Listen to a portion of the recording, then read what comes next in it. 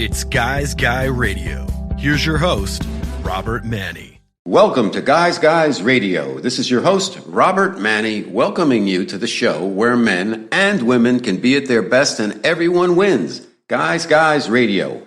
We're here to inform you, inspire you, empower you, and get you to think, feel, and who knows, maybe even act by virtue of the journeys, stories, experiences, and insights of the guests I bring you each and every week to the show. And this week is no exception. Today we're going to talk about fear and fearless living with a return guest, a real guy's guy and a terrific metaphysical and spiritual teacher. His name is Guy Finley. He's the author of 46 books on spirituality and kind of self-help, if you will.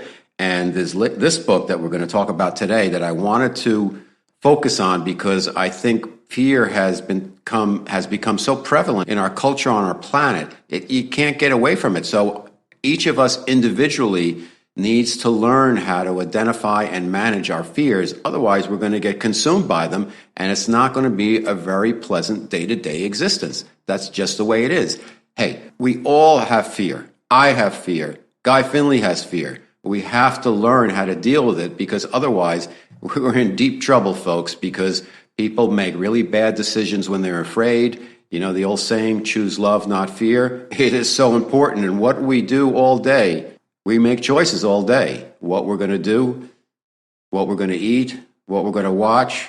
It's always choosing. So you want to choose from a place of love, not fear. Because when you're choosing from a place of fear, you're reacting. It's reacting to outside stimuli. So the fear is external. It's not part of who you are. But we create it in our minds, and then we perpetuate it by constantly allowing it to grow and grow. And there's fear for this, and what about this, and what if I do that? And oh no, I lose all my money. And everybody is consumed with fear. And when we consume a lot of media, which we all do. Everybody's got the phone and the device and the iPad and everything going all the time. A lot of what's being blasted at us, not on Guys Radio, of course, but in a lot of platforms, there's a lot of fear mongering going on, whether it's intentional or not, it's coming out. And people are responding to it with fear. And their fear, once again, creates more fear. So today we're going to talk with Guy Finley about the essential laws of fearless living, how to prepare to identify fear, prepare to know how to witness fear, but not allow it to consume us. We have to acknowledge it, it's there, but we can't let fear take over because it's happy to do that. And the more power we give it, the more powerful it becomes. So forgive me for the sermon, if you will, but it's so important that every one of us, each one of us gets a handle on fear. I deal with it every day. Guy Finley deals with it every day. We all do. So we need to share information about the steps we can take to live a more fearless life. So Guys Radio, we're going to welcome Guy Finley, and I can't wait to get started. The station that makes you feel good.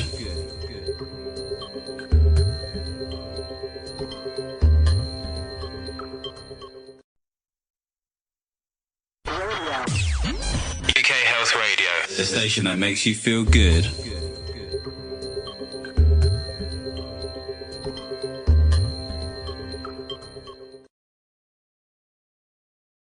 Okay, Guys Radio, the interview portion of our show, and today we're going to talk about fear.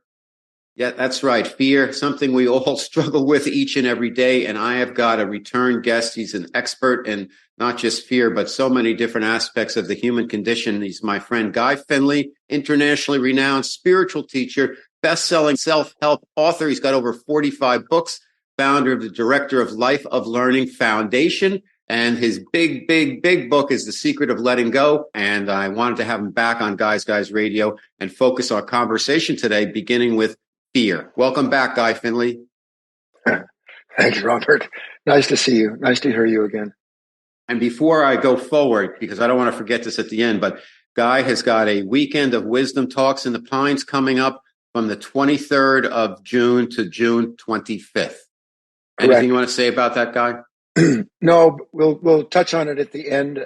Other than I do speak 3 times a week for free, nothing to join, and we'll get a link to you at the end of the show on that as well.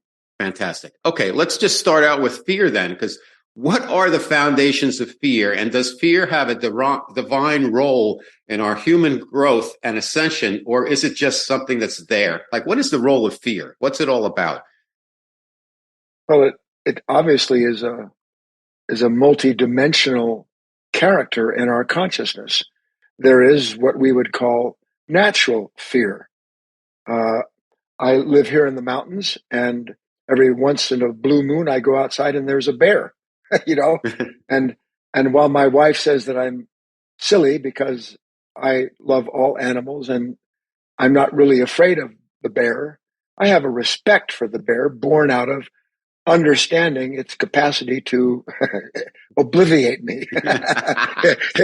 It may not look at me through the same loving eyes that I have for it, but I can guarantee you that it isn't threatened by my presence outside of what's natural to a creature. So we have a natural trepidation towards any exterior thing that threatens our survival. All creatures, even amoebas, have this. So fear is not something, it's external, or is it internal? It is both. The moment that this consciousness, in this instance, say a deer, hears a rustle in the bushes, it is immediately alerted by its nature to a potential threat to its survival. That deer will then prop up, its ears will go forward, and if it sees anything that in its natural memory bank, not the individual deer, no individual deer has its own consciousness.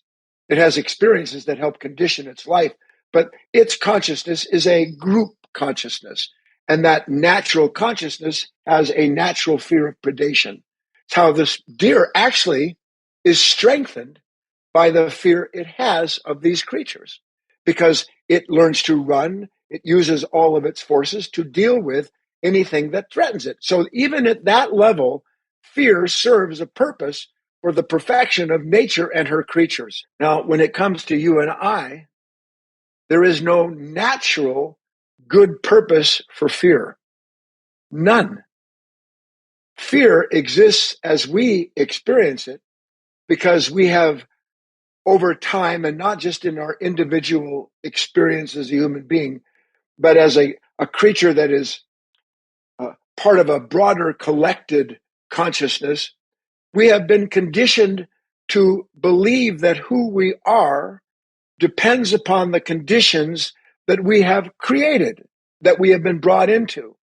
So fear for us is a protective mechanism, but not of my existence as a human being, not my survival physically, but the survival of that egoic structure that over time has formulated this very false relationship with conditions. So to summarize that, for us, there is no fear, natural fear, apart from our identification with certain beliefs and opinions that we have been conditioned to identify with. That's the nature of fear, that somehow or other, who I am and will be can be threatened by a circumstance outside of me. Sheer nonsense. Why does our culture guy propagate fear? Is it for control? Yeah, it's not just our nature, Robert. It is the nature of humanity, some greater or lesser in terms of its expression. In the West, particularly, because we are indoctrinated, actually, we come into a consciousness that is already fully conditioned. We absorb it from our mothers, our fathers, their mothers. The sins of the father, 7 generations, are visited on the son, it says in scripture. So we're brought into a conditioned consciousness that already believes that who and what I am, my value as a human being, is reliant upon, dependent on your opinion of me, the kind of house that I live in, how I am perceived by my peers. And if any of those superstructures that are buried in this consciousness are threatened by anything that challenges it, what do you think happens? Suddenly, I am afraid. But the I that is afraid is not I. It is a substructure, a system that is under threat because of what it believes life must do and confirm about it before it gets into that moment.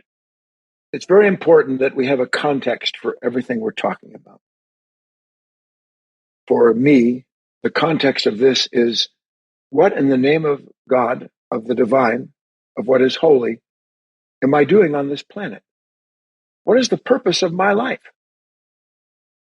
Almost no one has a clue, because everybody has been keyed in from the moment their little eyes open and they look up and see loving mom and dad to absorb everything that their parents and their parents before them and their culture, economically, societally, environmentally, religiously, inculcates them with. And what are we inculcated with? That my experience of the moment is no better or worse than the conditions that confirm me as I imagine myself to be.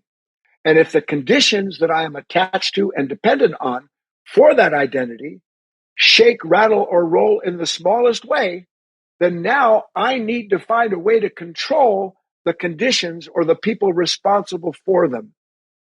In the pursuit of control, it cements the illusion that that's the truth, that my identity is dependent upon the circumstances into which I enter.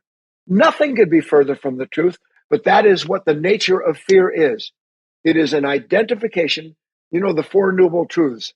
We are born into a world where we're not going to escape suffering. We're not going to escape suffering. Why? Because we are all, without knowing it, attached to and dependent upon beliefs, ideas, and opinions that through our identity, we think we're the same thing as, I believe if you don't like me, I failed. I believe if my political party doesn't win the contest, I'm going to hell in a handbasket. I believe all these things that I take into the moment with me that require the moment unfold as I imagine it must, so that I can be who I think I am, safe and secure with no threats. It's just a bunch of malarkey.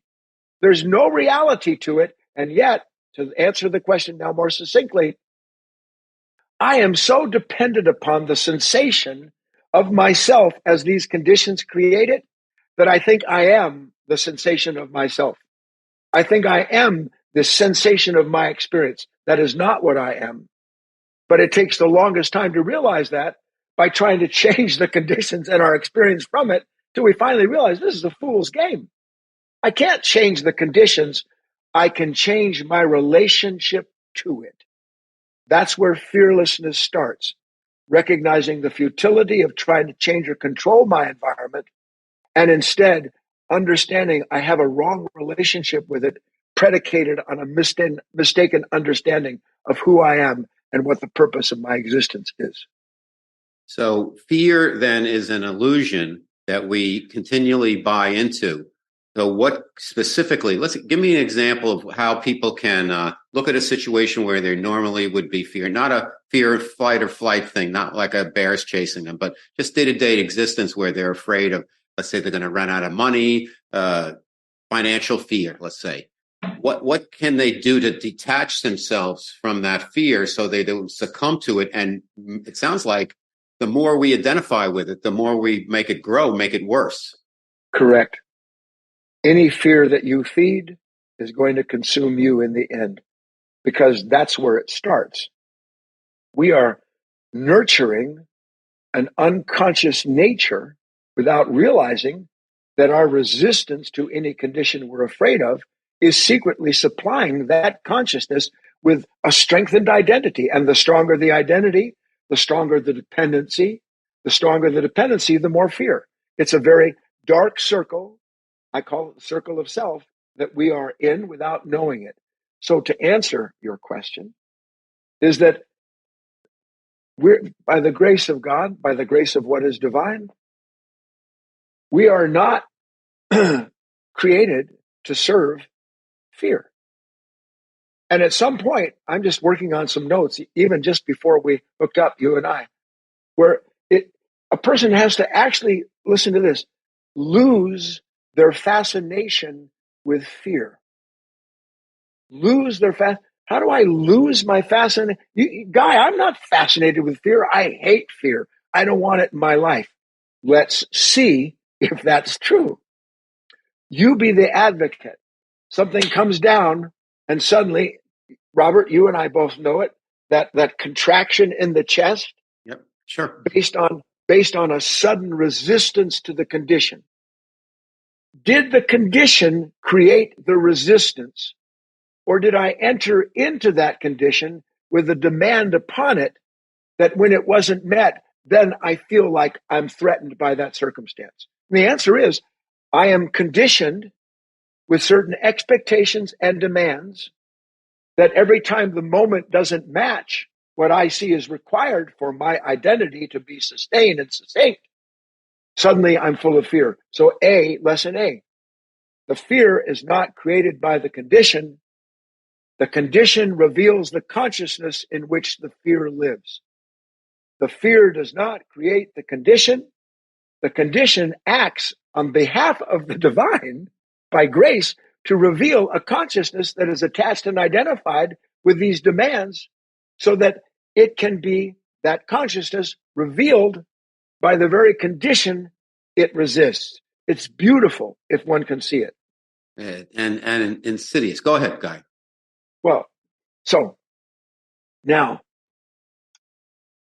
most of us don't know how deep fear runs.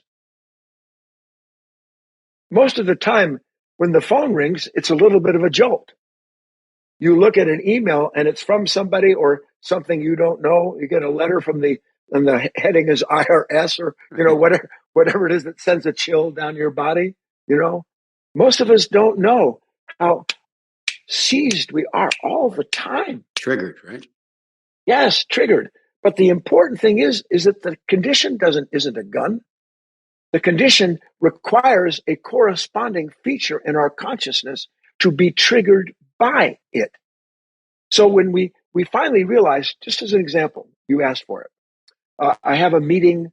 I am required to make a presentation, or maybe I'm not, but I know I have to sit there. And if I want, listen to this, because it's so insidious. If I want to rise up the ladder in the eyes of my peers, I need to go there prepared to smell like a rose. Now, the moment that I prepare to succeed according to the image I have of it, in that moment, I have bred fear. In that same moment, Christ said, you can't serve two masters. You'll love one and despise the other. You can't possibly have an image of what it means to be all that without fearing that you're none of it. They come together. They're a joint team, if you will, a tag team wrestling in this sleeping mind. And we're grabbed by it. So one day, let's say Robert's going to have this meeting, or I'm getting ready to zoom in and have this conversation with Robert. And for grins, let's say the connection doesn't work. That happens all the time. A technological collapse. Please tell me why I get anxious prior to our call, if I do, if the technology, what is the nature of that fear? And it is fear. They call it FOMO, I think, fear of missing out. What can I be missing out on? The moment hasn't even happened yet, And what I'm missing out on isn't the event that will corroborate, substantiate my identity. What I'm missing out on is what I hoped I would get from that conversation. What I was dreaming would happen as a result of these unbelievably eloquent words and all that one wants to be in the eyes of others, that's going to bring me something. So the moment that I look to life to enhance me is the same moment in which I am unenhanced. I am corrupted by a consciousness that believes it can add something to it from something outside of it. It is impossible. And as we see that, and we become aware of that fear, because that's the key. Okay. One day, go ahead. one last one. One day, I just don't want to feel that anymore. I don't believe in it. No fear has power over us that it doesn't convince us to believe that we're about to miss something, that something's going to be taken from us. Who you are, who I am, nothing can be added to you and nothing can be taken from you. Now, I'm zipping the lip. No, it's okay. All right, my special guest on Guys Radio, Guy Finley. This is the book we're talking about today, The Essential Laws of Fearless Living, Find the Power to Never Feel Powerless Again. And a lot of things you write about, Guy, are about this particular topic. Let's talk about you a little bit. What in your life's journey has led you to, you were very successful in the music business. So just for context, could you tell the folks out there who may not be familiar with you why you made the move from the music business into more of a spiritual teacher? And also, why has a lot of your focus been on fear? What happened in your own personal experience with fear to bring you to this?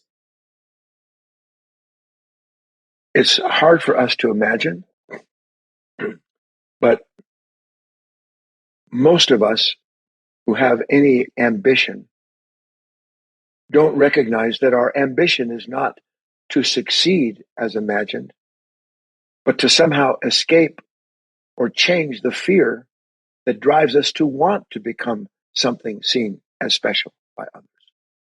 So I start with this need to be seen as special because it's been cultivated in me as I was growing up. That's what I was taught. You are a successful person when others see you as successful. If people don't see you that way, you're not. Which means I am already dependent upon others to make sure that nothing interferes with my need to be special. Who needs to be special other than something that lives in the endless fear that it is not? So it requires, as it happened to me, understanding that when something happens I don't want, the first guide, the first thing that shows up is, I call it the middleman, the middlewoman, is a thought, a feeling, a reaction that tells me, here, Guy, has what has happened, and here is what you must do. The moment that I start listening to the temptation of a fear telling me how to become fearless, I have fallen into the hands of a consciousness that knows nothing about freedom. And what I have agreed to is to make that fear my God. It is not an exaggeration. What do I turn to lead me out of my pain, to end my fear? What do I look to? Then we'll say, well, I look to the iconic men and women, the Christ, the Buddhas. I look to them. I look to this teaching. I look to this scripture. No, when you look at that icon or that scripture or whatever that belief may be, you are not looking at the source of it. You're looking at an image that your mind has made of it that consoles the fearful self while strengthening the fearful nature, because it enhances the idea that somehow or other something has to take place outside of me to bring an end to the pain inside of me. So for yourself, when you were big in the music business, was there an epiphany or something that said, I've got to make this move? Here's you want a personal story I can tell. I'll give you one. Yes. Back in the day, my partner and I, we were the first white soft rock artists to sign with Motown Records, 1971. They signed Rare Earth at the same time. I remember. And of course, Rare Earth had the hit right out of the box. Yep. And Tony and I, we were supposed to be like the great white hope, so to speak. And we weren't paying off. But things weren't all bad. I was writing with the producer and the writer of all the Four Seasons hits, Bob Gaudio. Most people don't even know any of this stuff. And I was friends with Billy Preston, who worked with the Beatles and was a genius and a beautiful man. So I wrote a song with Bob that was going to be debuted as a single off of Billy's new album at the Roxy in Hollywood. So I'm at the table with Mr. Gordy and Diana Ross and all the Motown luminaries, Suzanne DePass, wonderful sweet lady that was was managing us at the time. She was the vice president, I don't know what happened. Anyway, there we are. And everybody's anticipating that this is going to launch right from here. Robert, I swear to God. What was the song? Well, I can't remember the name of it. That's 40 years ago, man.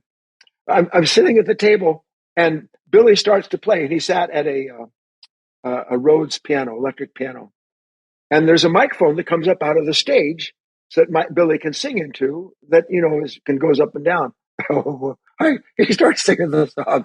And as he's singing, the mic starts to drop into the floor. And this was not the first time that certain things happened. It builds. And as the microphone was sinking, what do you think was sinking in me? There goes my future. Why me? Out of all the moments in the world, why does Billy's microphone have to sing? And I started sweating at the table. I swear to God.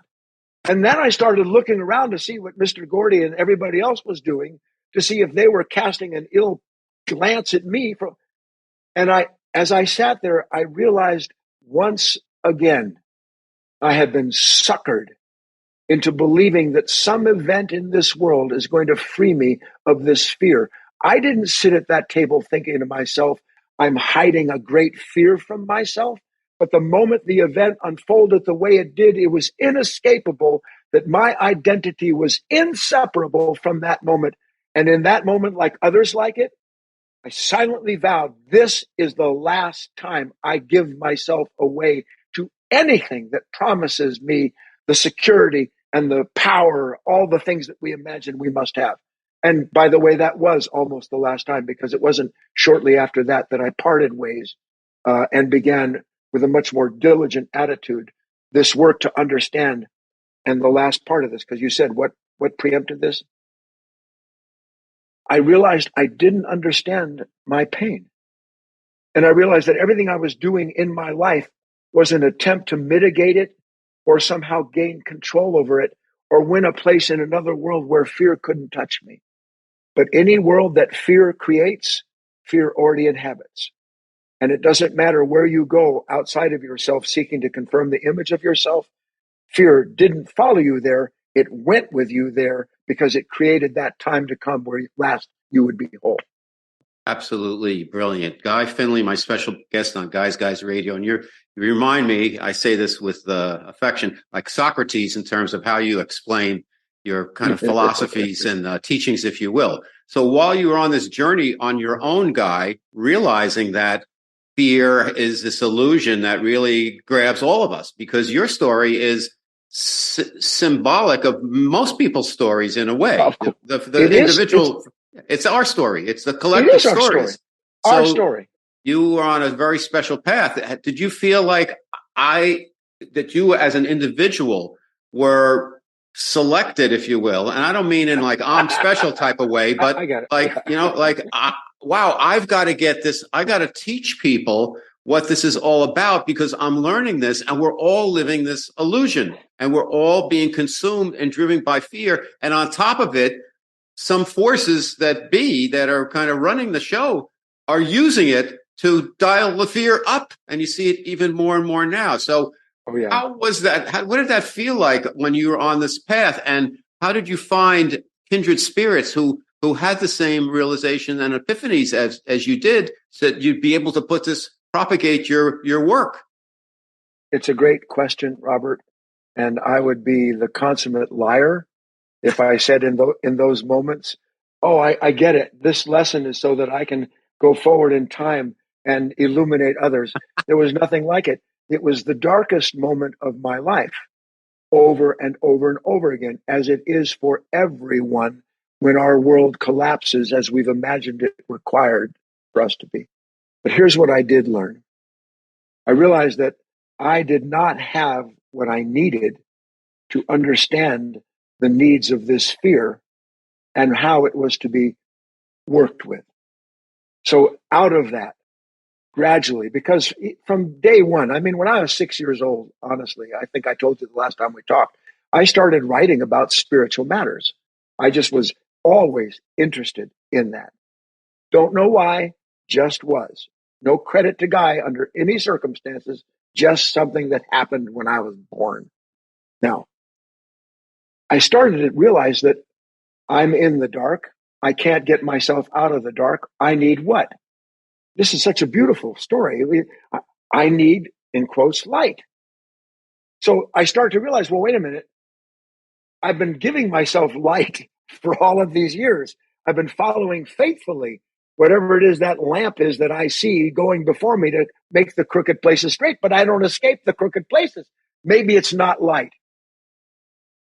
And then I realized, wait a minute, the feel is real, but the why is a lie. The feel of fear is real. You can't escape it. It's not an illusion when the hormones are pumping through your body and your brain is racing trying to resolve the problem. You're just a deer in the headlights at that moment, not knowing you're a human being who should be able to see the situation and use it as opposed to be afraid of it. So this moment began to change things, and I began more serious study because I think that took place when I was about 23, 24 years old. Here's what I learned. The fear that I feel only exists because, as we've talked about, something in me went into that moment confirming that if the condition wasn't as it was imagined, I would be in terror. And I start to realize that, wait a minute, does that mean every moment that happens like that is bad? Because this is very important. No, wait a minute. Hold on a second. So the worst moments of my life, and you'll validate this, I know you will, that I can look back on. For instance, I was paralyzed, my left leg at the age of 17 in a football injury. That was like the worst thing that happened. I was going to play. I had a scholarship to SC to play football, like the end of my life. 230 pounds, big for a kid in those days. Mm-hmm. My life's gone. Now, I can see within 2 years, because of things that took place, that the thing that I wished had never happened was the most important thing that could have happened to me. So that the nightmare of the day when you resist the sudden disruption in your plan turns out to be what perfects another order, another plan that you didn't know you were part of. Because who would imagine, please listeners, tell me that you haven't had some shock, some terrible moment that you can look back and see, thank God that happened. Right. Otherwise, I know what would happen to me. Thank God that happened.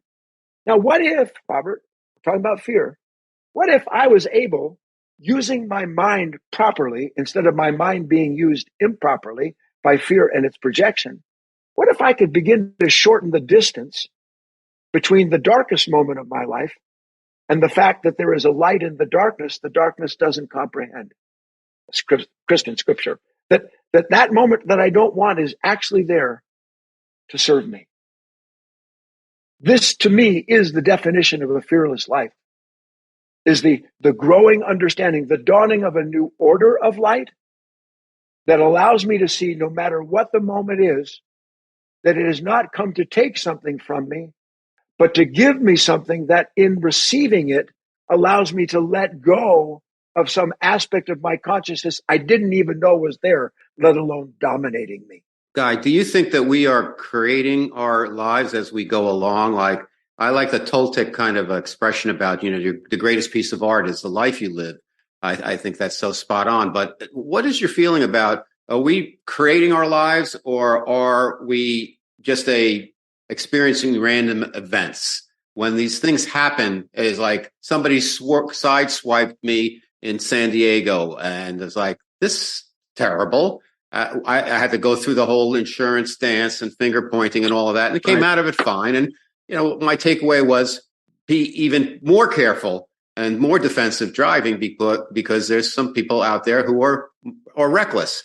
Nobody got hurt. I was fortunate, but I wonder, is this a lesson for me? Is this a random event? What is your perspective? How should people think about some of the stuff that happens to us? Is it all, this is part of my, path, or this is random, or I needed to learn this? Is anything happenstance? Is it random? Is it all? What have your teachings taught you?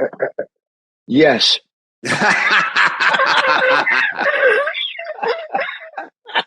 Here's the idea. What is in our way is part of the way. Actually is the way. What is in our way is the way. Now, what does that mean? You and I talk too much maybe. We are brought into this world. We are endowed, made in the image of God, but not God as some fellow sitting on a cloud, made in the image of the logos, of all of those forces. that brought about creations. We are one of the creations brought about by all that is. Within us, all of that is. As such, we are endowed as human beings with the capacity to create the world we want. I can imagine it born out of a desire. I can make the desire manifest itself, and I can have what I've imagined. The problem is, and it is a problem, but it answers why it's yes, both. Problem is that before I am endowed with the ability to create, I am a creation. And creation has its own requirements. It has a reason for everything that it brings into creation. We must learn this very fine line between understanding I'm endowed to create my world. I've created this place. We go, and I, and you might as well go, ay. Mm-hmm. Oi. Why? Because when I become identified with what I create, and then the creation requires for it to be disassembled and made into something else, and me along with it, I'm fighting tooth and nail. No, don't take that from me. It's not trying to take something from you. It's trying to show you another engagement, another relationship that exists between you and the creative force. Mm-hmm. So I am a creator and I am a creation, and there are things that must be first. That's what the real spiritual path is about. And that's why what's in the way is the way.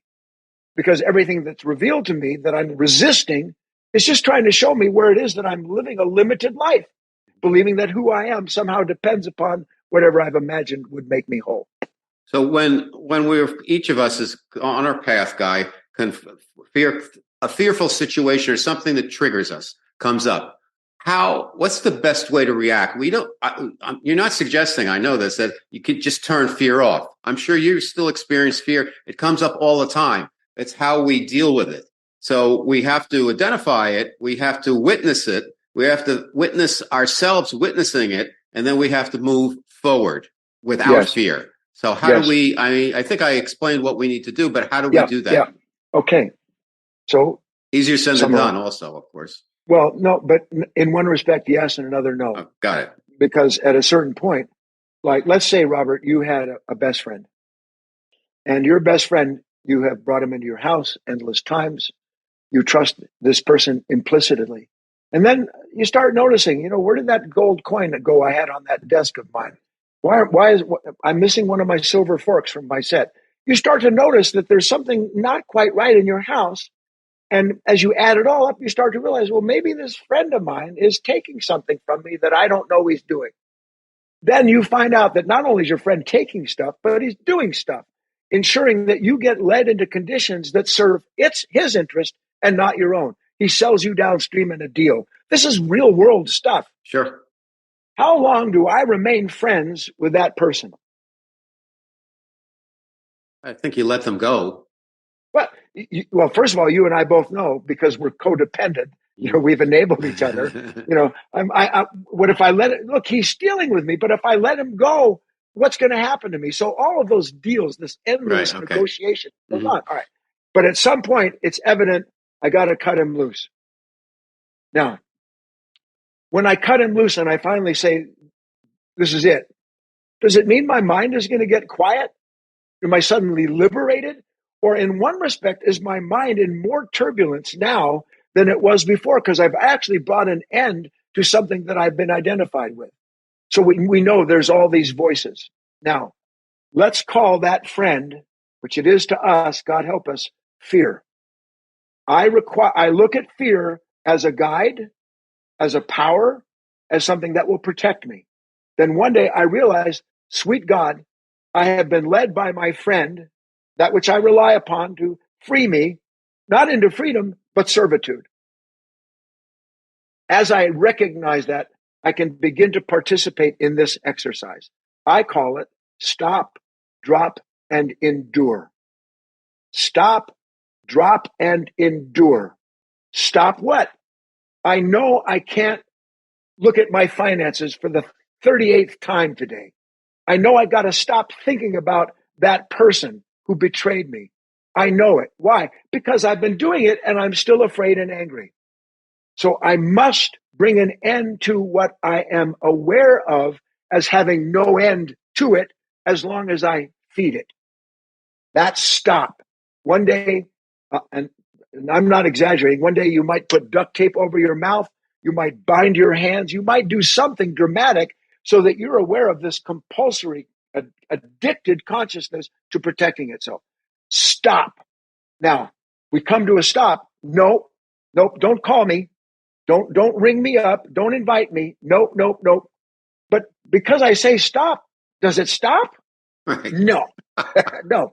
So now comes drop. Now I recognize, wait a minute, I've said no, and I can't help but notice this thing doesn't care that I've said no. It wants to keep bringing up pictures, negative projections, telling me all the stuff. And I'm sitting here, but because now I'm in a position of silence. Relative to the movement of that consciousness, I have become still. Not still in the real sense, but somewhat still. I'm no longer participating in the circle. I'm standing, if you will, in the center of it, looking at all the things that have driven me along with it around and around and around, reincarnating itself. Drop. So here comes the thought. No, I recognize you. You're part of that fear. I know you're telling me I'm going to lose something critical, but sweet God, at this point, I'd rather lose something critical than lose my life to something that promises me freedom but gives me nothing like that. Stop, drop. Now, can you get the last part, which is endure? What do you think you get it. The endure means, and forgive me for this analogy or this metaphor. Please. I must be the sacrifice. I must be the one who endures what Buddha did underneath the tree when Maya and all the demons and legions of promises came floating through. As Christ was tempted in the desert, if you'll just this or just that. I must be the one who understands that that is incessant in that consciousness, and I must endure all of that, listen, to see the end of that. Because all of that is mechanical and will finally drop away when it is no longer fed by my resistance to its appearance. Stop, drop, and endure. A perfect way to close our discussion. Absolutely great discussion. Let me ask you one last question, Guy.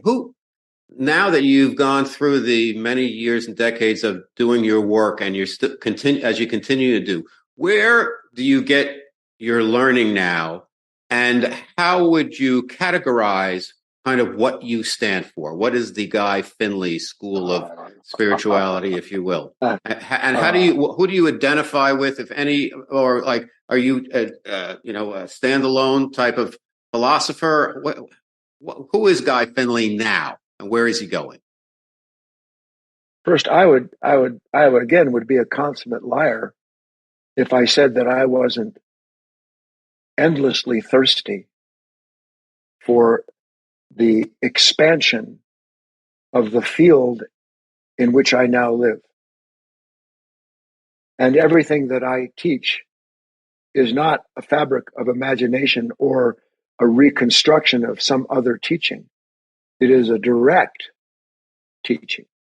Because to use those words, and I'm somewhat reluctant to say to it, the purpose of our work, ultimately, what we would call enlightenment, is to literally break through into another world where everything that we need is given to us constantly. So that before I ask to understand something, it'll come up in me this morning I spent 2 hours from 5 to 7 a.m. contemplating the material I want to present over the weekend that's coming up. And as I did, it just flows. I can't tell you why. I have no bloody idea why. I'm just so grateful for that. So that's all I represent. If I represent anything, is a kind of place where some water is being given to me. And because I was given that freely, I give it freely. That's all it amounts to. It's given freely because it's given to me freely, and has been all of these years. Beautifully stated. Thank you, Guy. The weekend event is called Weekend of Wisdom Talks in the Pines. Guy Finley, the 23rd to the 25th of June in Merlin, Oregon. Anything else you want to mention about that? The title of it is Enter into the Never-Ending Flame of Self-Transformation. And I'm going to talk about this flame, this light that we are intended to be consumed by. instead of our life being one as a consumer, constantly trying to satisfy ourselves. So that weekend is a fabulous weekend. There's 3 or 4 talks, a constant conversation, dialogue, a lunch with everybody that attends. And you can find out about that, as Robert said, at guyfinley.org/. I think it's, I don't know what it is. That's all right. But you know what? The other thing is, Guy, there's so much information. You give away so much free thinking online. You do wonderful work, and you're super generous. And my wife, who I trust implicitly, she said she picks out guests for me sometimes. She'll say, "You should talk to this person." And one of them that came up was Guy Finley. And I said, "Who is this guy?" And she said, "Guy Finley. You were on, I think, Regina Meredith. Could have been one of the few times you've been on there." And I watched and I said, "Yep, he belongs on Guys Radio, and he's a teacher that I can learn from and friend with." So thank you so much, Guy. It's a pleasure knowing you, and we'll meet in person at some point. But until then, God bless. Keep doing what you're doing. Thank you. And I appreciate our conversation and what it allows us to share with the world that we're in. Absolutely. All right, everybody. Guy Finley, Guys Radio. UK Health Radio, the station that makes you feel good.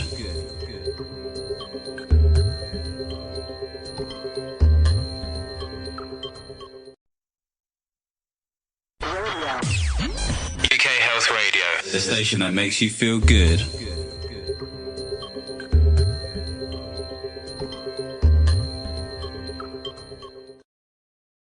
Okay, that was an excellent conversation with Guy Finley about fear and fearless living. Once again, the name of his book that we discussed today, and again, he's got 46 books. This one's called The Essential Laws of Fearless Living. Find the power to never feel powerless again. I really enjoyed the conversation. I hope you did also. So what did we learn about fear? I think we learned that fear perpetuates itself. The more power we give to fear, the more we give into fear, the more we allow fear to control our thoughts and our actions, the greater it becomes, the bigger an obstacle it is. It becomes this behemoth, and it's like a cloud covering so many people's lives on our planet Earth right now. And individually, we have to learn how to deal with it by witnessing it, knowing that it is not part of who we are. It is external.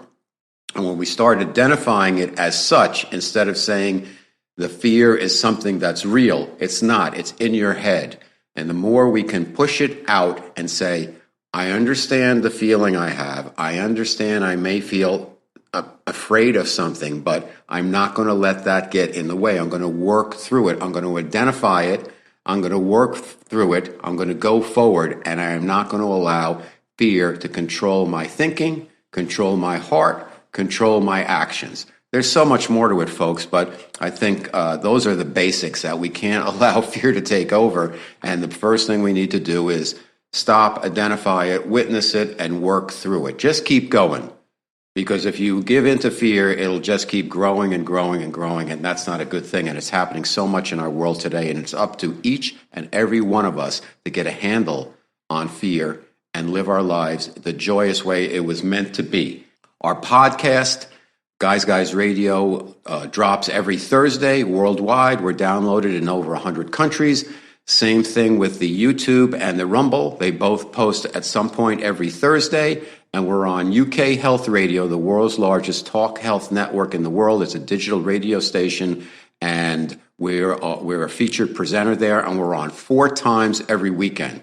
So you can watch the show, listen to the show, listen live, stream, download. You have no excuse not to be able to find Guys Radio. And if you enjoy the guests and content I cover each and every week on Guys Radio, I ask you one favor, please get onto YouTube, subscribe to our channel. Just go to my name, Robert Manni, Manni. It's under Guys TV. Subscribe. If it's Apple, follow, rate, review, wherever you consume your content and wherever you consume and enjoy Guys Radio. Please support us. It doesn't cost anything, and we bring you so much information, so much content, so many great guests, and it's there for you to cherry pick. This is what I feel I want to put into my life. This is something that works for me. And that's what I do. You can also catch me on my website, robertmanni.com. We've got over 300 blog posts about life, love, the pursuit of happiness, all types of topics that we cover on Guys Radio. And you can also download 3 free chapters of my novel, which is the source material for everything Guys Guy. It's called The Guys Guide to Love. So Guys Radio, we're here for you each and every week with new guests, new idea, new thinking. I'm learning while you're learning. I love doing what I'm doing because so many people are responding positively to the positive messages that we put out there. We just want to help. We want to give you information that you can consider and weave into your life if it fits for you. If it doesn't, say, hey, that was cool. I learned something. Maybe it's not for me. That's cool. Do what you got to do. Live your life. Guys Radio, I'm going to see you next week. And until then, like I always love to say, guys, finish first.